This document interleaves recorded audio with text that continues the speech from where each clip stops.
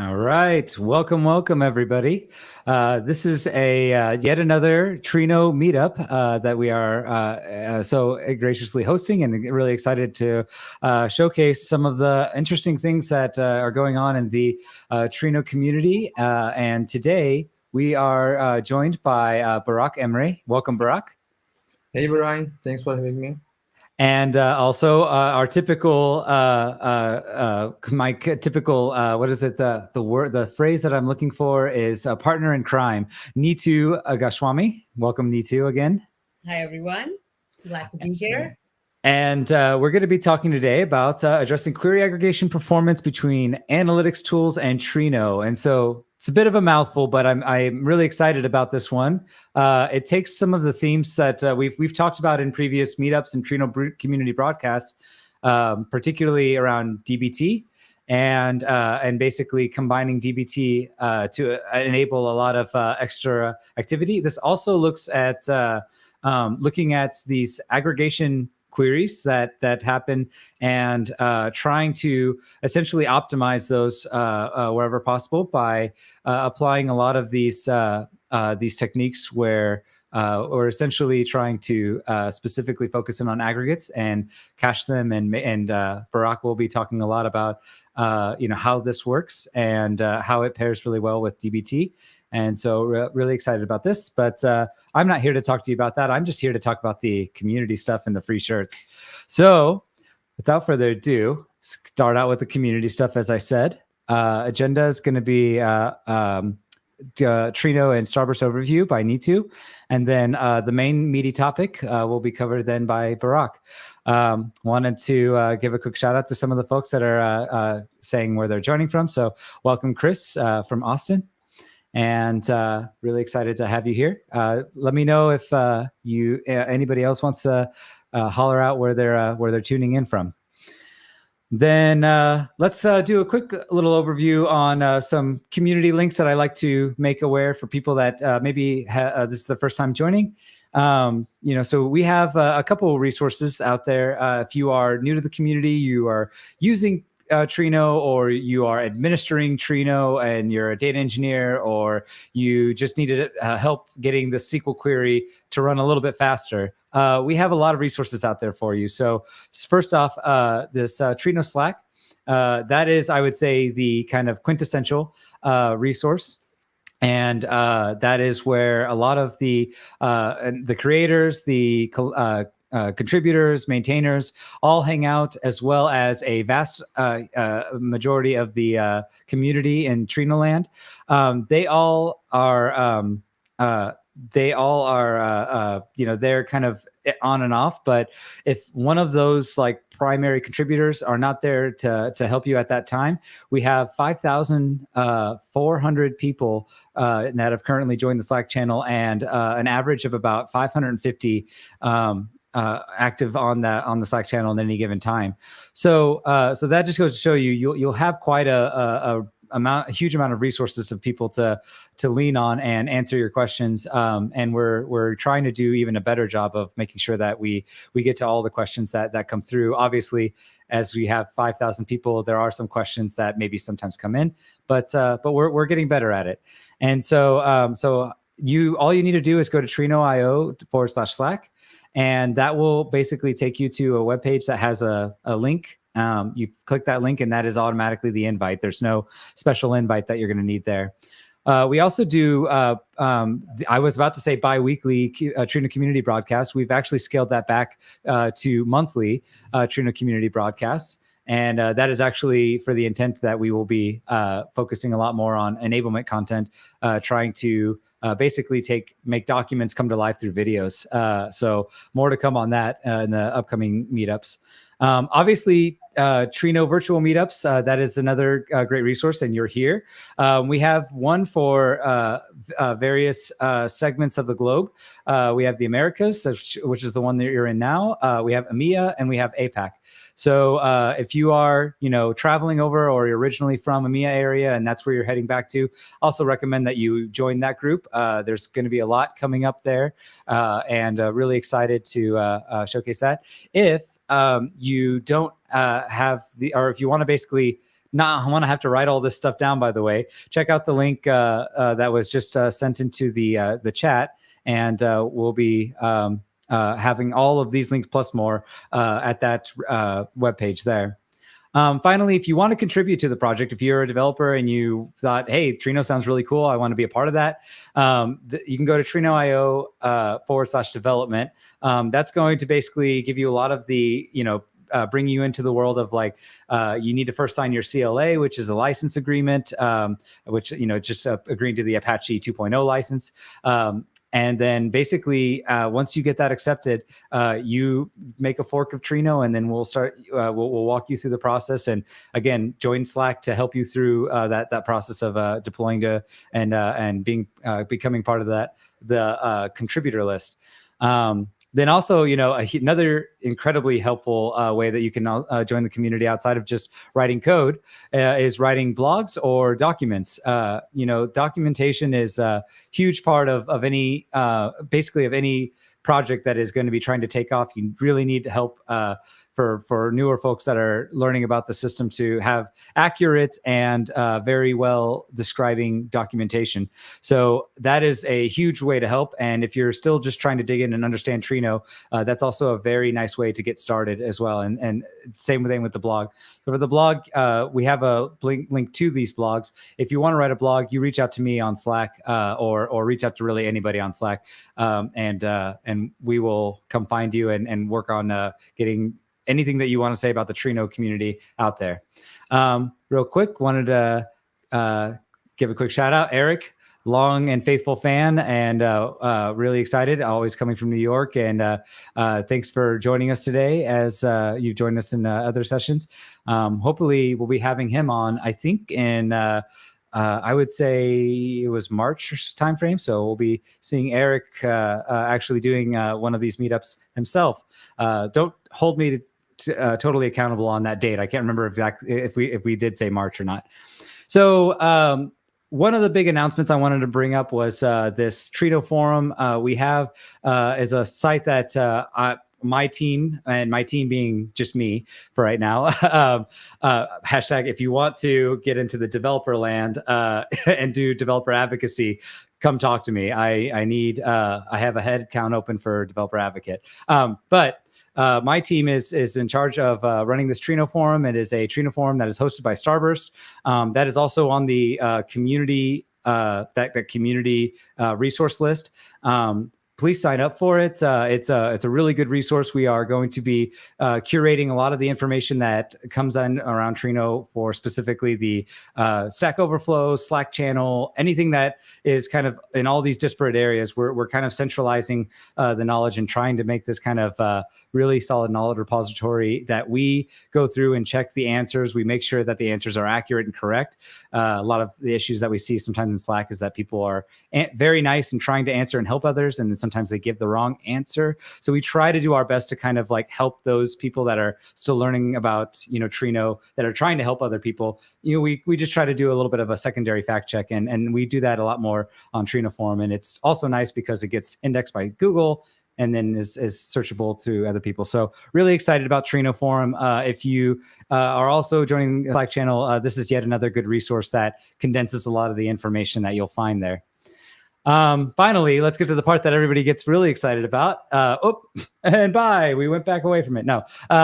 So we have Trino shirts that we give out at these. If you have not gotten a Trino shirt yet, please go to this link. It is also included in the link that was shared in the chat just before.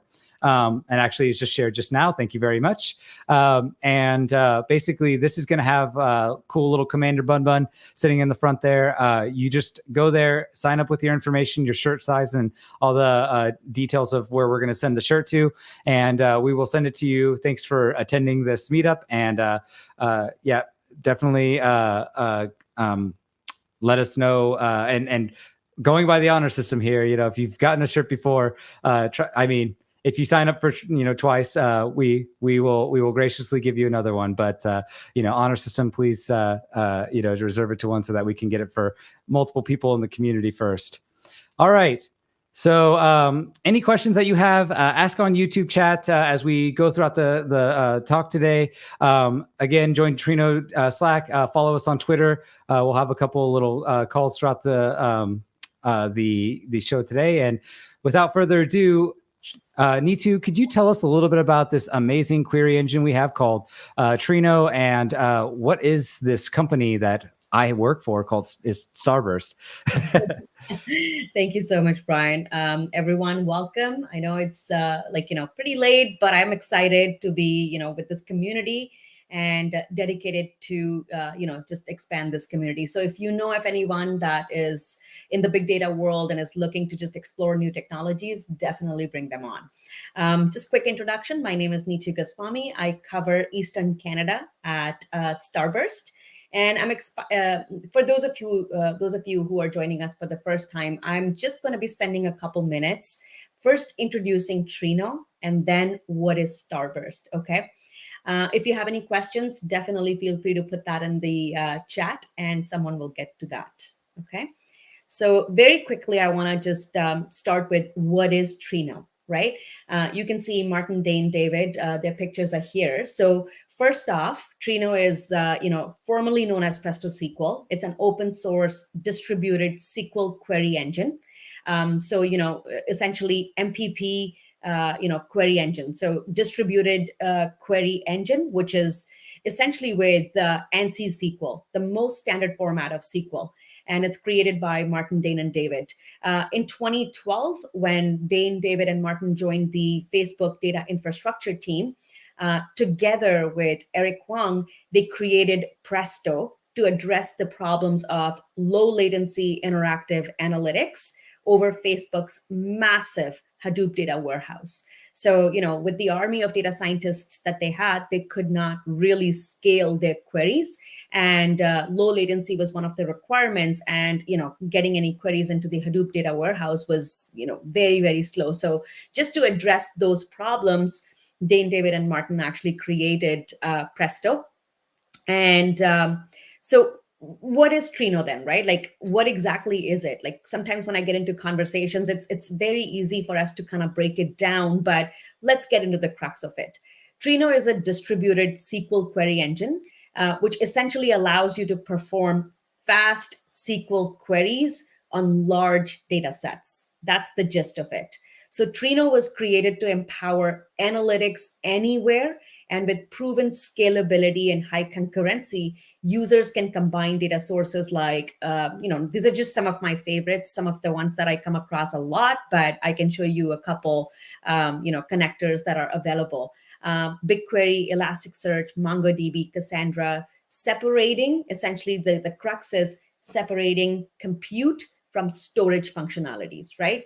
So we covered that Trino is a high-performance MPP SQL query engine, essentially for interactive ANSI SQL queries, with proven scalability, high concurrency.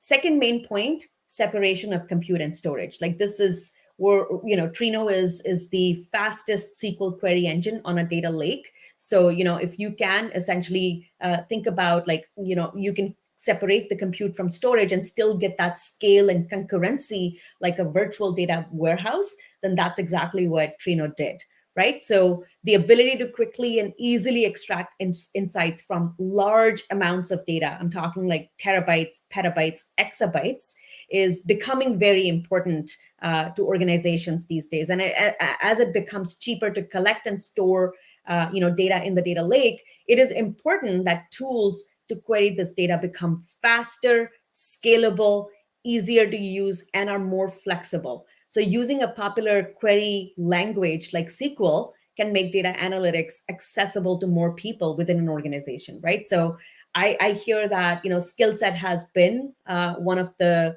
limitations for organizations, and SQL being one of the most prominent language, I think this becomes a win-win for everyone, right? So Trino is designed to be adaptive, flexible, and extensible. It supports a wide variety of use cases with diverse characteristics. So these can range from user-facing reporting applications with sub-second latency requirements to multi-hour ETL jobs that aggregate or join terabytes of data.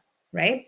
And Trino actually is being used by organizations like AWS, Netflix, LinkedIn to deploy a single SQL system to deal with multiple common analytics use cases and easily query multiple storage systems while also scaling up to 1,000 nodes, right? Its architecture and design have found a niche within the crowded SQL on big data space. Adoption in the big data space is growing quickly, and thanks to the community, everybody is noticing this technology.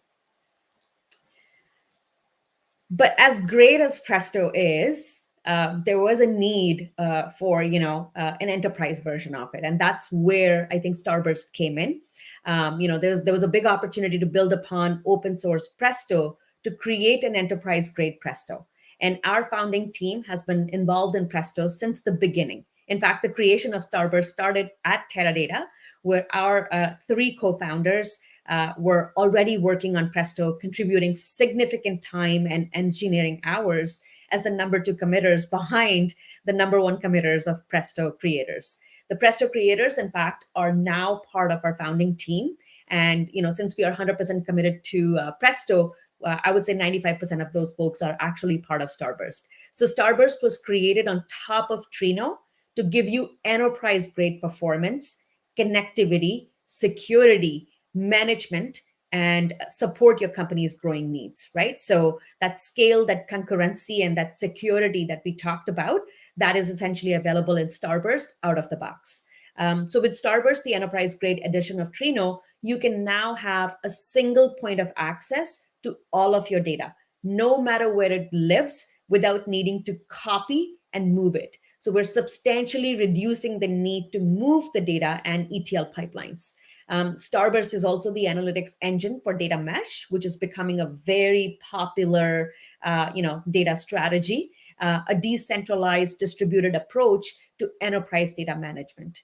And Starburst can be deployed anywhere and managed with insights. It's a very cool UI. You must take a look at it. But data teams can now holistically view their cluster operations, query executions, which group is querying what, so they can reach meaningful business decisions faster. And all this with the support of the largest team of Trino experts in the world, delivering fully tested, stable releases and available to support you 24/7.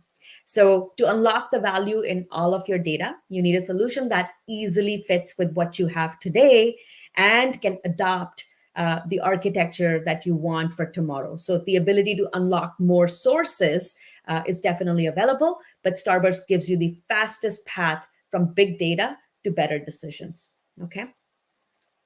I wanted to give you a view into the connectors. I'll be happy to put that link in out of the box, what you get with open source Trino, as well as what do you get with out of the box in Starburst. So where do we actually fit in? We fit right between the tools your data users use. So on the right-hand side, if you see, there's Looker, Power BI, Qlik, Tableau. And on the left-hand side, pretty much all the tools that are available to data scientists. So Python, Spark, Jupyter Notebooks, they're the data scientists' favorite.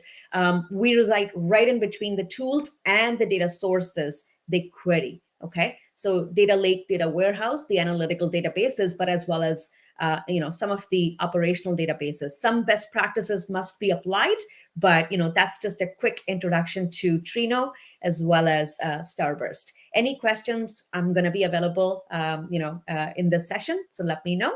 With that, I would love to pass it on to Burak to introduce you to the topic that we're going to be discussing today. Welcome, Burak.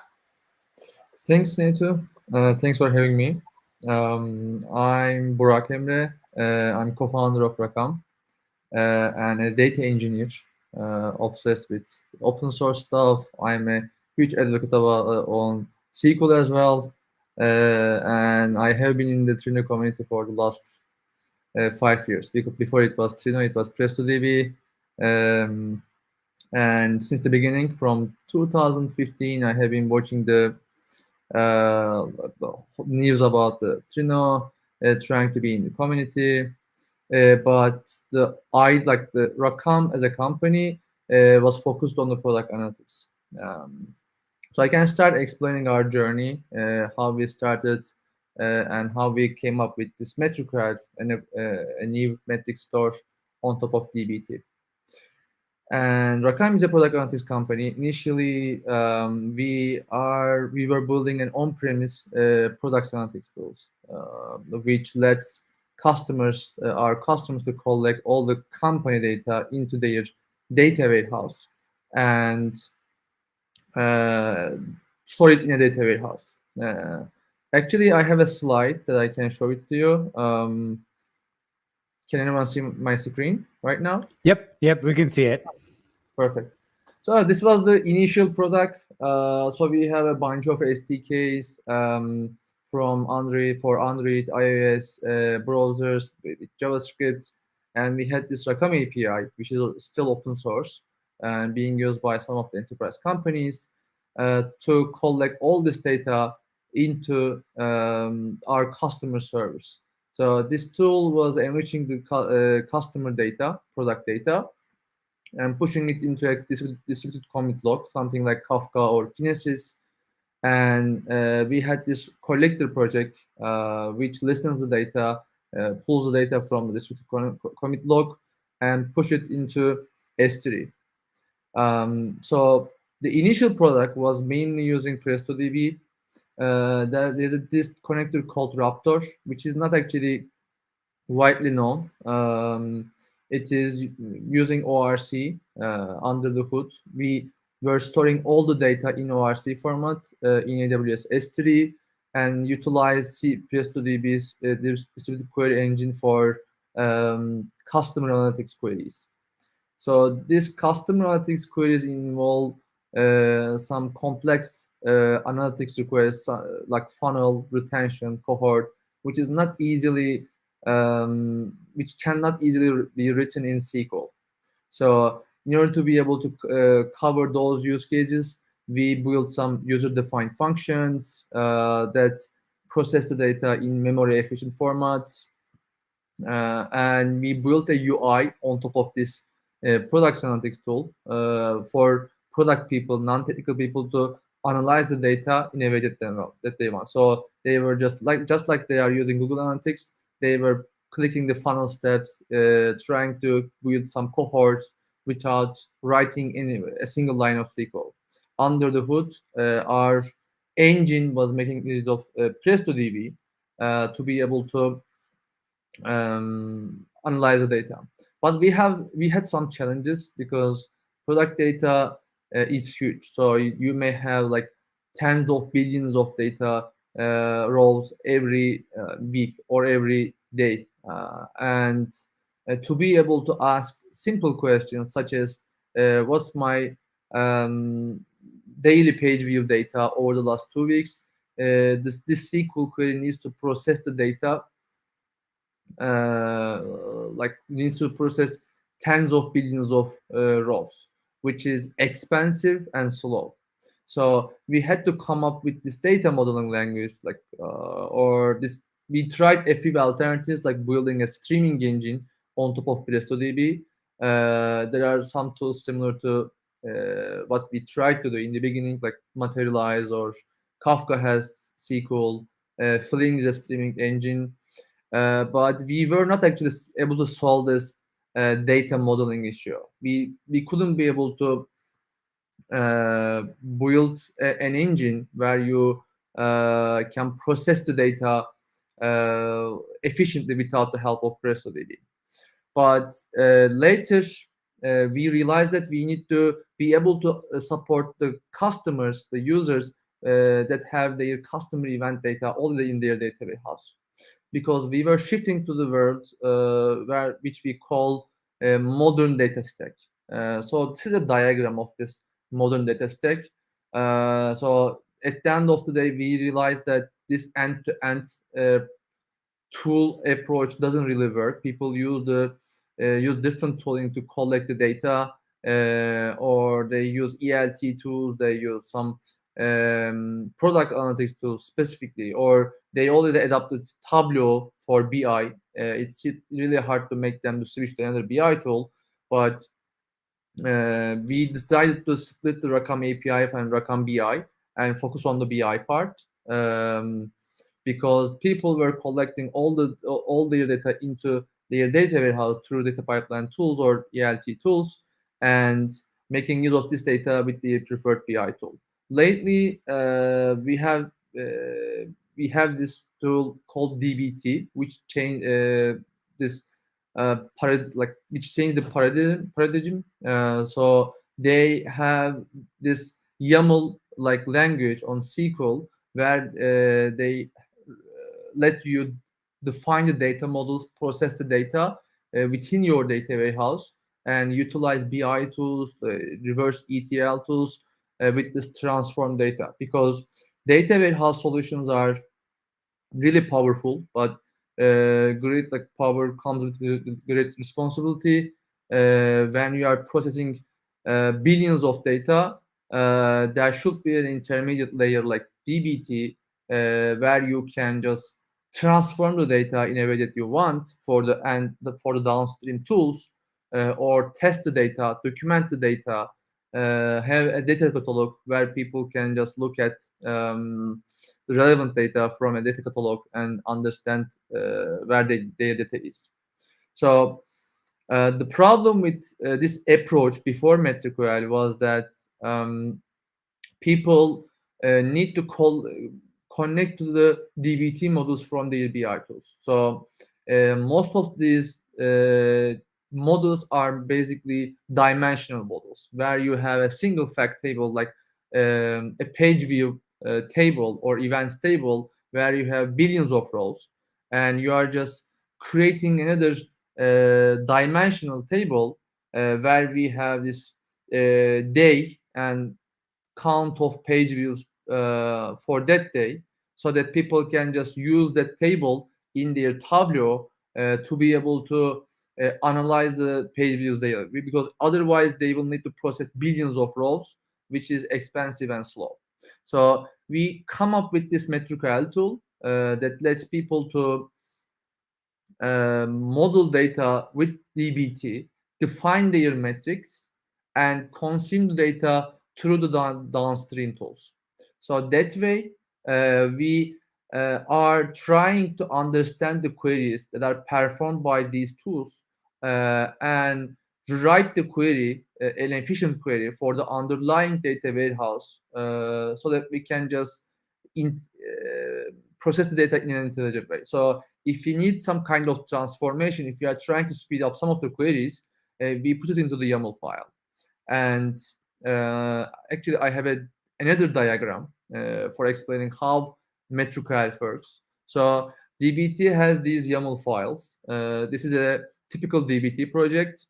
And in this project, people basically write YAML files, build up YAML files, and document their sources, and create some SQL files and reference the other models, and build up a data lineage and expose to the data through these models. So what we did with MetricQL is that we just enhance DBT and let it to define the model in these YAML files, in addition to documenting their files and column definitions, and expose all of these data sets through an interface, which is TrinoDB.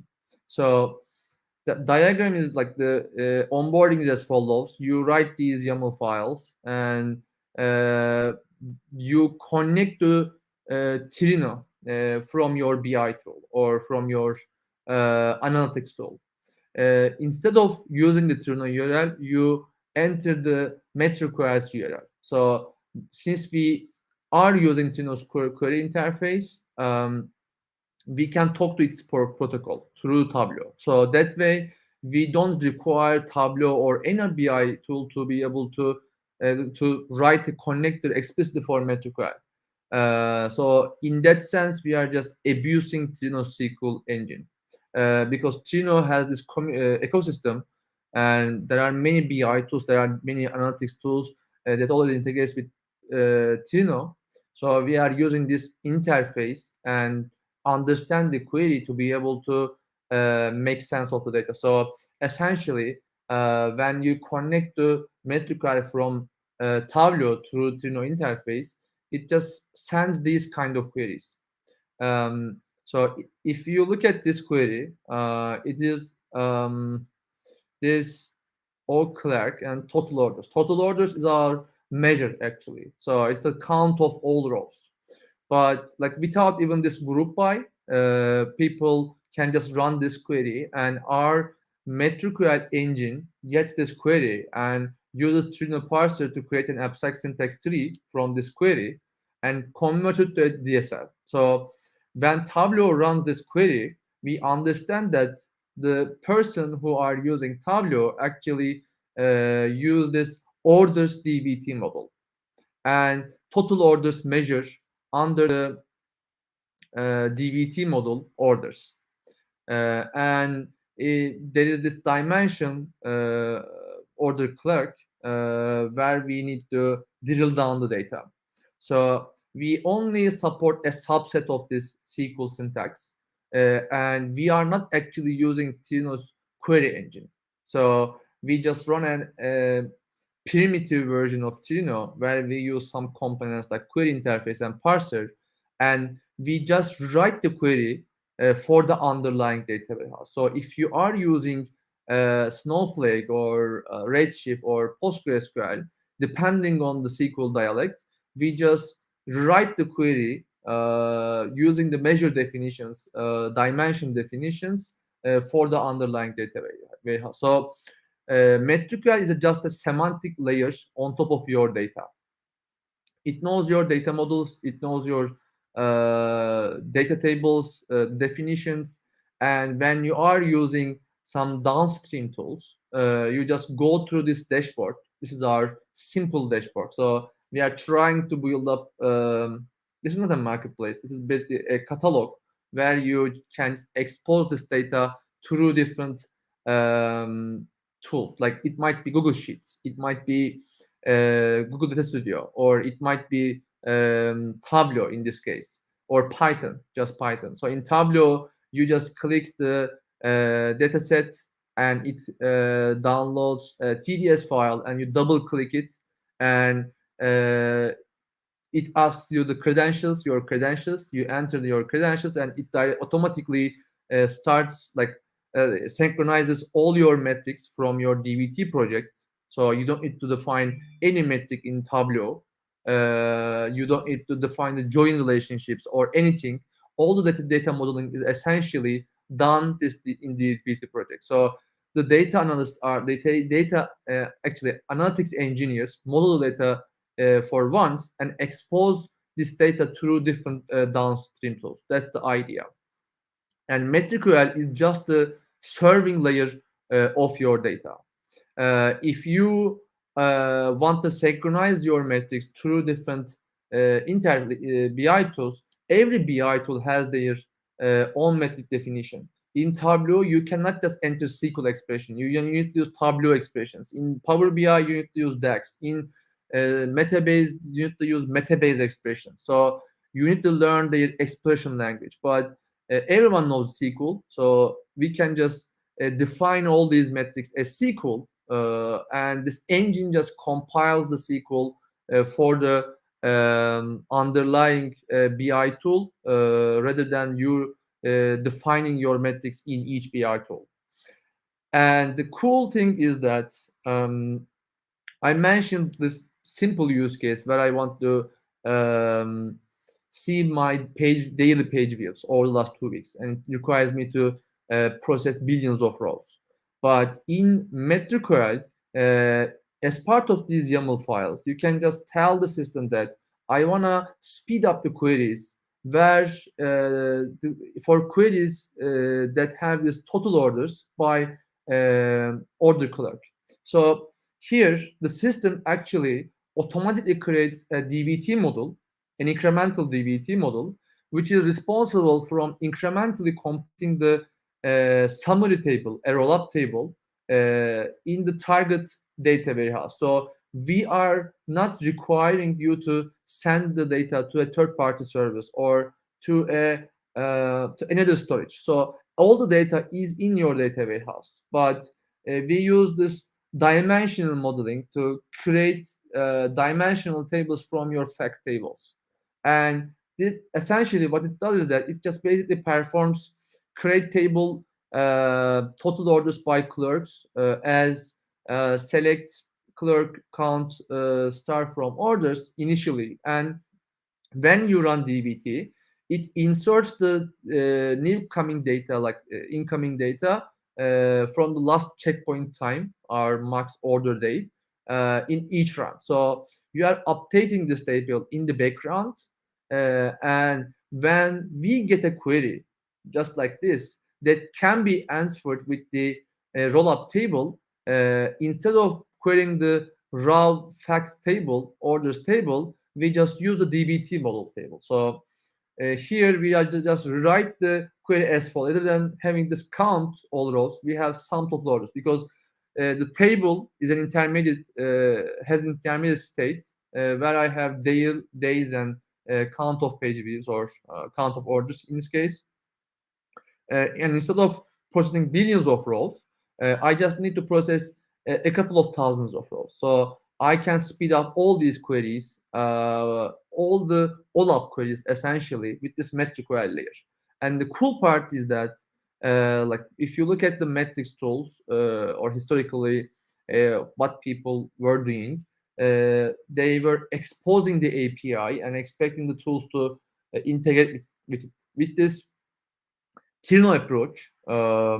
We just use Trino's query interface to be able to integrate to 16 or 17 different data tools, because it's just SQL, and most of these tools talk to Trino already, and we are not just like using the engine, which is the which most overhead comes from the engine. So that's why it might be a bit hard to manage Presto DB or Trino and use Starburst. So here we are not processing the data, so it's just a simple API server. You don't need to have a distributed version of it. All the work is pushed into the target data warehouse.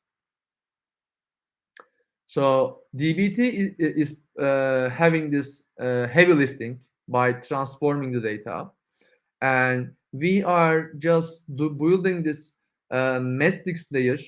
So there's this thing called data mesh, where you treat the data as a product, right? So essentially, you can just have this product, a UI for your business stakeholders, and they can click the tool that they want to analyze, and they can audit their queries and embed these aggregates into your data model. Because looking at the usages of the data warehouse solutions, most of the work, most of the tools are like using this analytics workloads, having this dimensional tables. So everything, like not everything, but 80% of the queries are predictable. So if you can pre-process the data, create this summary table in advance, and audit the data, understand how long it takes to run typical queries, you can just efficiently build self-serve use cases for your end stakeholders. And if you have use cases where you need query federation, so that you need to fetch data from multiple sources, not just the signals data warehouse, you can use Trino's MetricQL integration, and use the connectors of Trino to connect to multiple data sources. Might be Snowflake or might be PostgreSQL. You can join the data in Trino and push the work into MetricQL. But MetricQL has different features for like writing query. Actually, historically, there was one specific feature that I created like 5 years ago in Presto. So this is aggregate pushdown feature. Trino has this capability to some extent. So when you run a query, if the connector supports pushdown feature, it can just perform predicate pushdown. So if you have a filter in Trino for a query for a table that is in your PostgreSQL, it can push this SQL query into into the PostgreSQL, and instead of getting the full table, it can get the data from that table in a filtered way. But in MetricQL, since we don't have an engine, we need to push all the work. So it includes things like predicate pushdown, aggregate pushdown, or join pushdown, or function pushdown. Presto doesn't have the aggregate pushdown feature yet, but Trino has aggregate pushdown. But still, Trino lacks this like function pushdown. So if you use substring answer SQL feature, it needs to pull the data from sources and does the heavy lifting of pushing the data. But with MetricQL, we just use a simple SQL syntax, and use Trino's query engine to be able to understand the query structure. But if you have a join relationship in between two different tables, you define the join relation here in your YAML file, and then we expose all the data in a single table to the downstream tools. So I have a simple example here.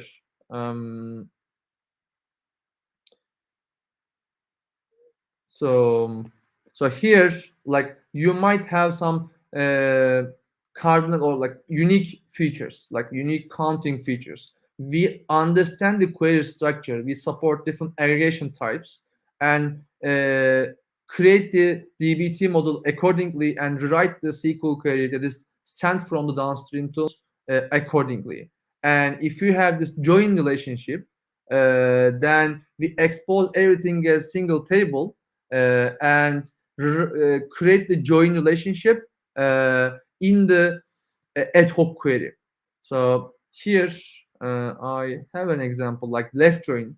The end tool creates the SQL query using customer references, and MetricQL understands that, okay, there is this relationship in between orders and customers, and I should write my query using left join relationship. So since we use a subset of this language, like the SQL dialect, we are able to understand the query in a much more better way. But we expose different querying interfaces. The first one is segmentation, where you can just set the data sets, define the major references, and we create the SQL query. And we have funnel, we have retention, we have raw SQL, where you can just reference Jinja. This is all ad hoc, and you can use our RESTful API or BI tools or SQL clients to be able to use this interface. And the Trino interface is called MQuery, our core feature for integrating MetricQL to downstream BI tools. And we cannot convince Looker or Tableau to make the MetricQL integration, so that's why we followed this approach. But I'm aware that this is a bit abusive as well, in a sense, and a bit tricky to understand. But feel free to ask any questions. I'm happy to answer. Yeah, so we are waiting on any questions from the audience yet, but I actually have one myself. So I'm kind of curious if there is, how in detail or how in depth does MetricQL need to understand every single kind of data model, or particularly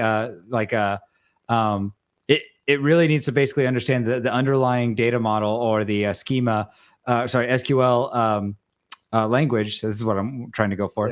Yeah. Of every single data warehouse that you're connecting to. Is that correct? I mean, you're pretty much that's all included in your library. That logic. The cool part is that it's not two-way. So we understand the SQL dialect of all these data warehouse solutions, but we do not need to parse all their queries. The hard part is the query parsing part. So we use Trino's answer SQL standard. So when you are using a BI tool and when it runs something like a function, substring function or concat function, we parse the query. We understand the dimensions and measure references So if you have a virtual column defined in MetricQL, you define it in the YAML file. And we expose these dimensions as regular database columns, table columns.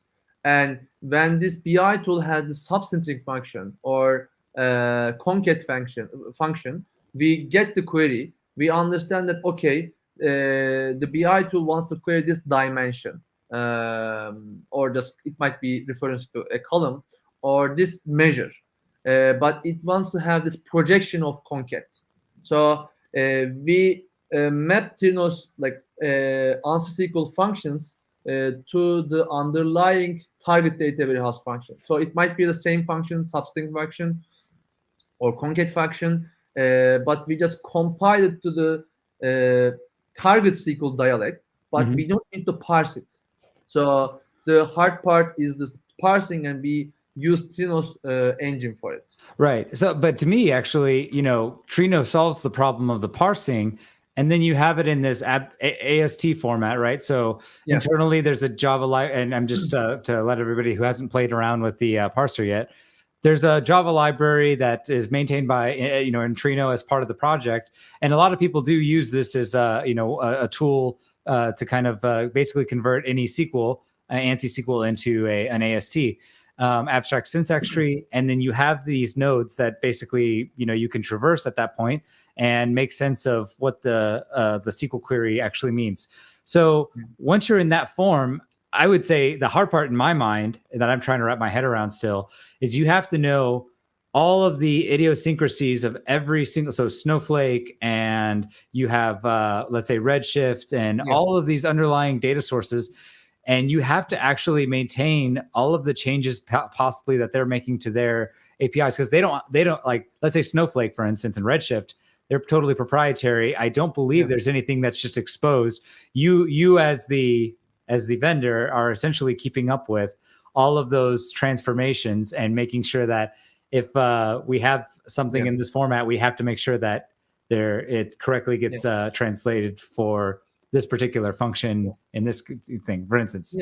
You are correct, but the interesting fact is that most of the queries that we run in our data warehouse through BI tools are actually basic group by queries, like select dimensions, some count function, and order by limit and var. So we just have these mappings for each data warehouse for common answer SQL functions.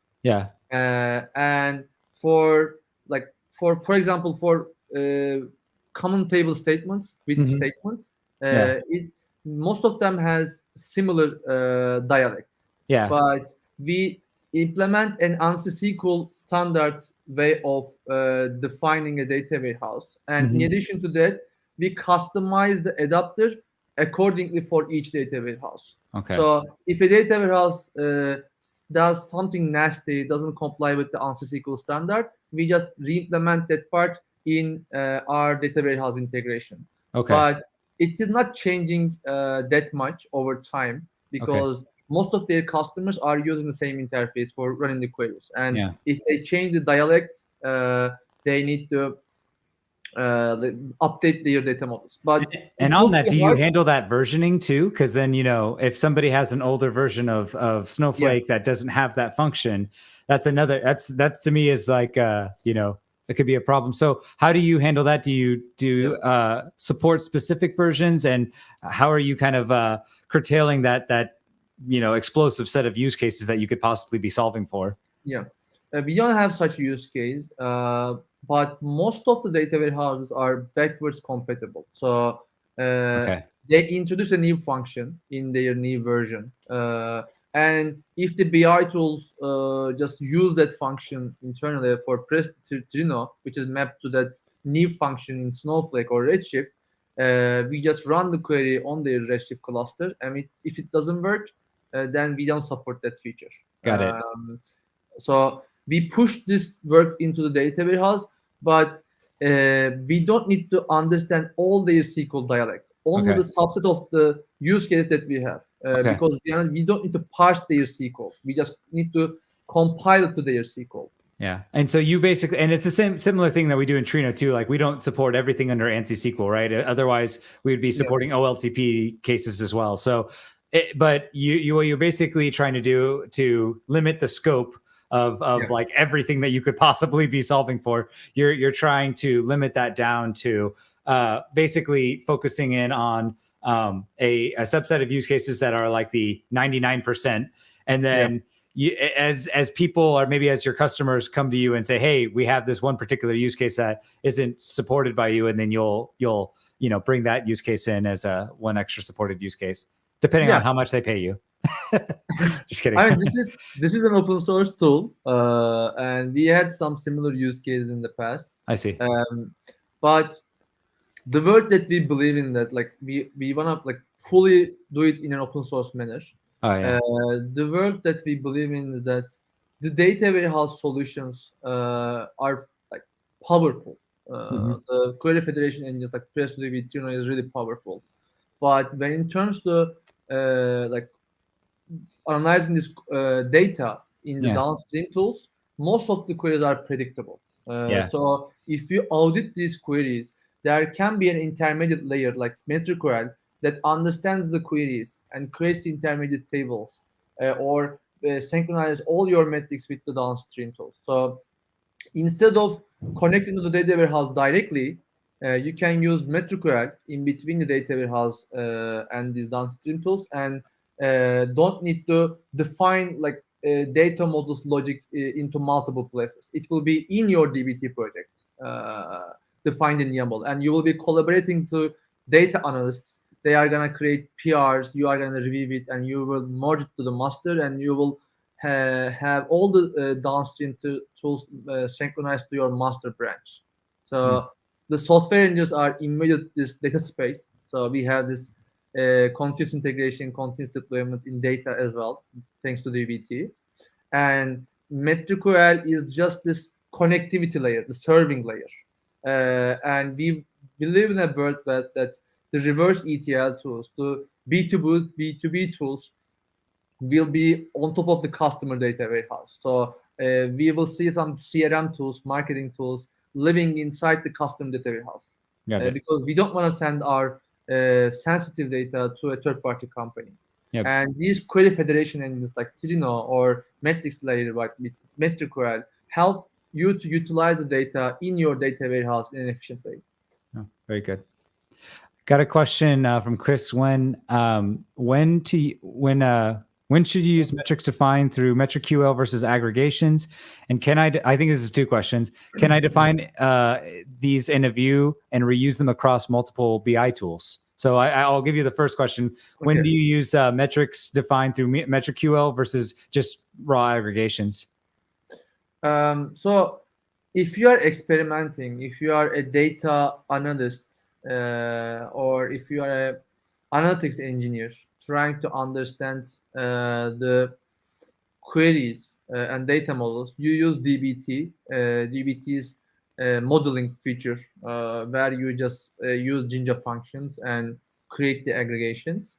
And if you have a simple dimensional use case that you want to speed up some of the roll-up queries, like group by queries, you can use MetricQL. But for some of the things that are complex enough, something like sessionization, or something like a multiple join referencing to multiple tables, and you need to apply some kind of complex projections in the SQL query. So for these use cases where you need a data lineage, you can use DBT's modeling feature and map your metrics as typical columns, typical measures in MetricQL. But if you just have a huge table and you want to speed up dimensional queries, then you can just create a DBT source without writing SQL, and create these YAML definitions. I want to speed up these dimensions and metric combinations. Then we can take the heavy lifting of creating DBT models. So complex logic, DVT. Simple dimensional logic, MetricQL. In the complex logic, you can use DVT for the modeling part and just use MetricQL for serving layer to that exposed model. And then the kind of second part of that question is, can you define a view that actually you'll use across multiple BI tools? Yeah, I mean, there are two different ways. The first one is that you can basically use DBT's models, DBT's views. So instead of creating a materialized view, incremental materialized view, you can use DBT's view feature, and it will be creating a view inside your target data warehouse, and we will be using that view in MetricQL as the source of the model. But if you want to define metrics in a way that you want to treat the metrics as the first class citizen, DBT has new feature called metrics, basically. So it starts the support metrics as the first class citizen. You can use that feature to create a view on top of your models, DBT models, with MetricQL, and expose it to the downstream tool using the MetricQL as the serving layer. So different use cases for different modeling. Awesome. Thanks for that question, Chris. And yeah, I think that was a good answer. Very cool. One last question I wanted to add in real fast is like, so I like the concept of, basically you could MetricQL is this like layer that sits between your big data, or essentially your big data warehouse and or your cloud warehouse, and it essentially just like rewrites the queries for you, automatically speeds things up, and makes things a lot more efficient through the native query transformations. Wonderful. But then if you still want to have that query federation, you mentioned a little bit before. There's some sort of like way that I could essentially add MetricQL and then have Trino kind of sit on top of that and fit in that later? Does that work? Or would you need some sort of, is MetricQL required? Is there like a MetricQL connector that was required for that? Or is it like, I still point to something else? Like how would you set that up? Yeah. If you can share my screen. Sure. So here you see the supported adapters. Yeah. We use Presto, like DVT has the first class support with Trino actually lately, so we should. Yeah, we just added that in actually. And have this tick green. So instead of connecting to PostgreSQL or Redshift, you can just use our Trino interface, Trino adapter basically, and connect PostgreSQL to Trino. So we will send the query to Trino, and Trino will pull the data from PostgreSQL and Redshift or anything else. Like it might be a RESTful API, even a RESTful API. So this query federation engine in Trino can just pull the data, perform the like query analysis, and return data back to the Metriql. So if you don't need query federation, if you only need a single data warehouse access, you can directly connect to the data warehouse. But if you need query federation, you can just use our Trino adapter feature. Awesome. Well, Burak, thank you so much for stopping by today and sharing with us about the MetricQL. And I think it's an incredibly interesting way to see the different ways that people apply Trino as not just directly using the query engine. You've used a very popular subset of the functionality in Trino, which is the Trino parser. And and I think the way that you've used it, especially adapting, you asked the question a long time ago to see if it could get added a while back, and you were like, well, this is kind of a use case all in of its own. And I really like the ingenuity that you displayed to kind of bring, kind of continue using the software and kind of continue integrating with us using the parser to make your life easier. But then at the same time, you made this whole new set of optimizations that and it's all done through SQL, which is another kind of interesting thing to show you that really the power of SQL and standardization and being able to just by simply rewriting a query actually makes such an impactful difference. and as well as roll ups and things like that. So thank you so much for joining, and we will. I'll let Neetu also do her sign off real fast. Thank you everyone for joining us. Thank you, Burak. This was really insightful. Yeah, very, very cool stuff. All right, and if Burak, if anybody needs to get a hold of you, how do they get a hold of you? So thanks again for having me. As you mentioned, like we are just string builders. It's just simple string builder. So we are rewriting the query. So the task is not simple, but it's a simple solution to a complex problem using Trino's features. And thanks for asking questions, like Chris, Brian. I'm now sharing again my screen. I'm gonna show you this repository, MetricQL. This is relatively a new project. We have some early adopters, most of the data, the ELT vendors, and some customers, the users that use multiple BI tools with DVT. So I would love you to try MetricQL and give us feedback joining our Slack channel.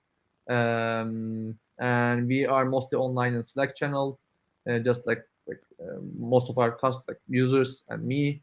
Happy to answer any questions individually in Slack. Yeah, we should totally actually do a demo at this at some point. I'll reach out to you after this so we can actually have like a full length demo using Trino plus DBT plus MetricQL. Yeah, sounds great idea. Okay. Oh, one last quick question. Does MetricQL act as like an ODBC driver? So this is one thing that I would love to have in Trino. We use Trino's interface, and Trino only has GDBC. So we expose everything through GDBC to these well-known BI tools like Tableau, and for some of them we build our own connectors like Superset or Google Data Studio. But for ODBC, it is not open, and it's not a cool technology to work with, to be honest. But for Power BI integration, instead of using the ODBC connector, we will develop explicitly like an XML server, and we are not going to be using ODBC in any case. Okay. Very good. All right. Well, thanks, Burak, again. And to everybody else, I wanted to quickly say thank you for joining us. Please give us a star on TrinoDB/Trino. Also give a star to MetricQL, and definitely show some love over there.